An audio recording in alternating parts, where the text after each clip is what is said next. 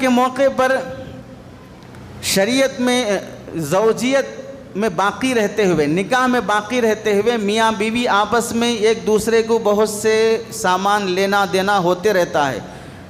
Birth day کے موقع پر، عید اور تہوار کے موقع پر، شادیوں کے موقع پر، مختلف موقعوں پر مرد اپنی بیوی کو نیا جوڑا، زیور یا کوئی اور موبائل، کچھ بھی چیزیں گفٹ کے طور پر دلاتا ہے۔ یہ چیزیں خلا کے موقع پر واپس لینے کی اجازت نہیں ہے۔ جو ہدیے کے طور پہ دے دیے وہ دے دیے۔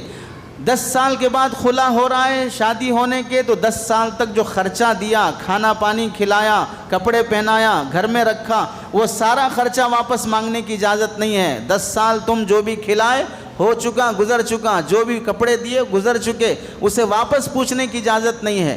اس کو آیت میں فرمایا گیا بیوی کو جو سامان دیے ہو نکاح میں ہونے کی حالت میں لینے کی اجازت نہیں ہے۔ کب لینے کی اجازت ہے؟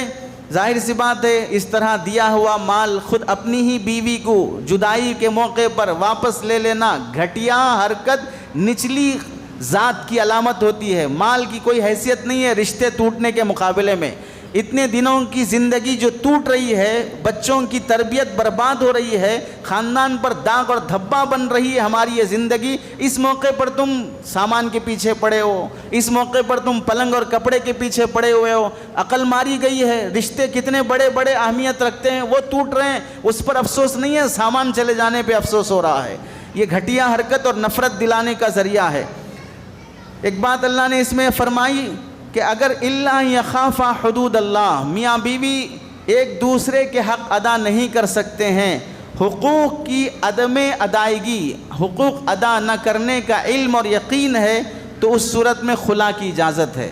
اور اس میں اللہ نے فرمایا کہ عورت پیسہ دے کر خلا لے لے، کوئی حرج کی بات نہیں ہے۔ اس سے مفسرین نے لکھا ہے اگر عورت ضرورت شدیدہ سخت مجبوری کی حالت میں شوہر سے خلا مانگتی ہے تو اس خلا مانگنے پر وہ گنہگار نہیں ہوگی، اس واسطے کہ سخت مجبوری میں وہ خلا لے رہی ہے۔ مجبوری کیا ہو سکتی ہے آگے اس کا ذکر آئے گا۔